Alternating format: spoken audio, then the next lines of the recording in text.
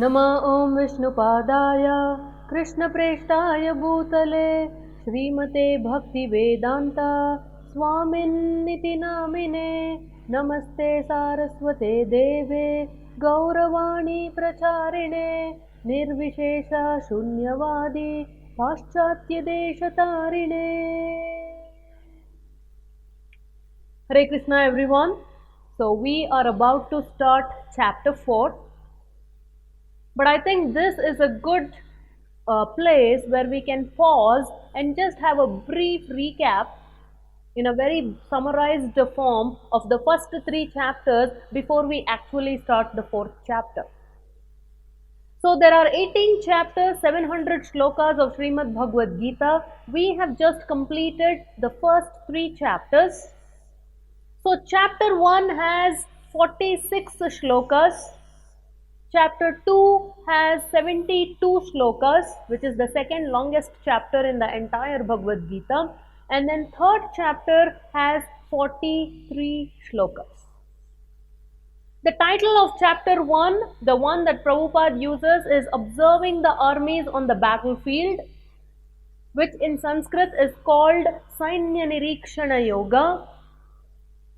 And the very first half of the chapter 1, that title is very apt, and for the second half of the chapter 1 it is Arjuna's lamentation, and in Sanskrit it can also be called Arjuna Vishadha Yoga.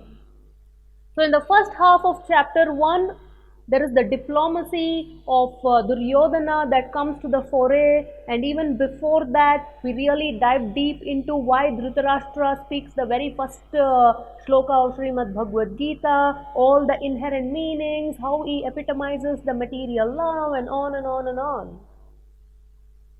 And once Duryodhana's assessment of strength, both of the Pandavas and his own side, the Kauravas, then the very first person to blow the conch shell is Bhishma Pitamaha. And then once they do all those things, the Kauravas indicate that we are ready to begin the war. And on the opposite side, Pandava's side, the supreme hero's entry happens. So Lord Krishna is playing this divine role of being Parthasarathi, the charioteer of Arjuna, Partha. And the way they come, and then on the Pandava's side, the first person to blow the conch shell is Krishna.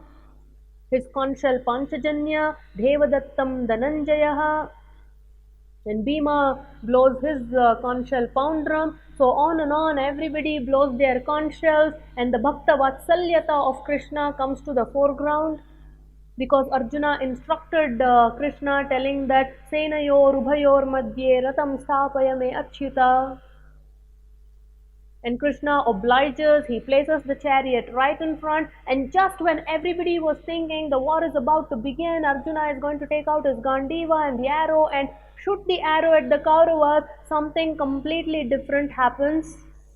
And that is Arjuna is having a complete breakdown.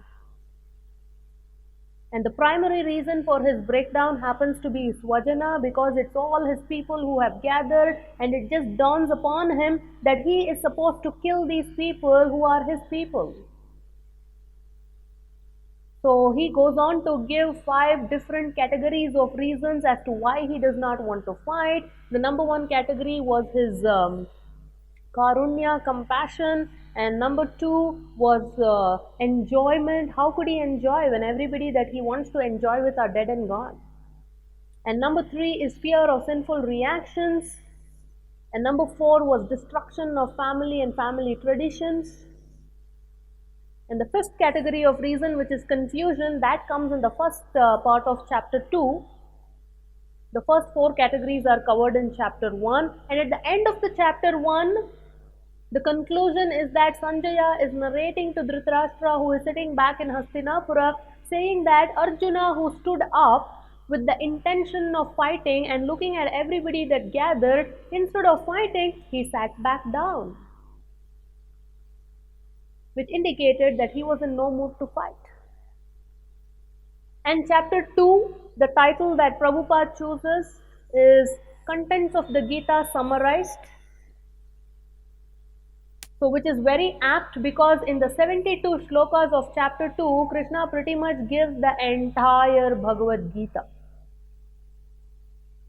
And until the first 10 shlokas, Krishna has not really spoken. And the fifth reason that I said confusion, Arjuna presents that. And 2.7 is this extremely important verse where Arjuna surrenders to Krishna. So there is a role reversal. They are not just cousins any longer, but one is a spiritual master, which is Krishna, and the other, which is Arjuna, is the disciple.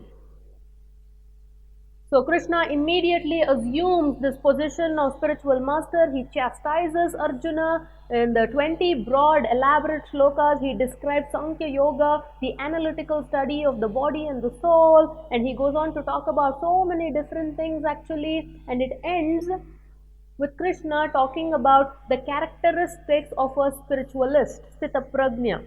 Beautiful section. And in between, Krishna talks about the Karma Yoga part of it, the Buddhi Yoga part of it, Jnana Yoga part of it, and essentially Bhakti Yoga. So pretty much everything is in there in chapter 2. But thank God for our good fortune that Arjuna was not really convinced about the entire conclusive matter. He wasn't really sure. Should I fight or should I give up? Is it Tyaga or Karma? What should I do? So chapter 3 is titled Karma Yoga, and in that Arjuna's question he poses to Krishna saying, don't tell me this Vyamishrena Vyakyena, don't tell me two things. I'm confused, Krishna. Tell me one thing for sure. Should I fight or should I give up and go? And Krishna clearly says the answer is you have to fight. And the trick is you should not simply do karma, because in a general understanding karma means action, but in the Bhagavad Gita's context karma means prescribed action, prescribed duty. And not only perform your prescribed duty, Krishna goes on to instruct Arjuna, look Arjuna, you should perform your prescribed duty, and also the essential part is whatever the phala that you get as a result of performing your duty, that phala, whether it's good, bad, ugly, whatever result you get, you have to offer it to me. That is to Krishna. Now, somebody may say, what is this? Who is this person that I have to give all my hard-earned results from all the efforts, give it to this person? If I were to tell you, from now on, 1 month's salary, that you have to give me, you should go to the office, you should work hard, you should do everything, you should take the scolding from your boss also, but only that result part of it, the karma phala, give it to me, which is the salary. Then you will say, I don't want to do that. Why would I want to give you? Who are you? How can you even ask me to give you my salary? Now forget about 1 month's salary. Krishna is saying all your actions, results, whatever it is, everything you should give it to me. Now any sane person will ask, why should I give you? Who are you? Why are you demanding this? So it naturally calls for an answer. Who is this person and why is he demanding this from me? And that is going to be answered in chapter 4. Okay, so that is why I have given you in a nutshell a brief summary of the first 3 chapters. In the next video, we are going to dive into chapter 4 straight. So come along and join and stay tuned. Keep watching the future videos. Share them with others as well. Take care. Hare Krishna.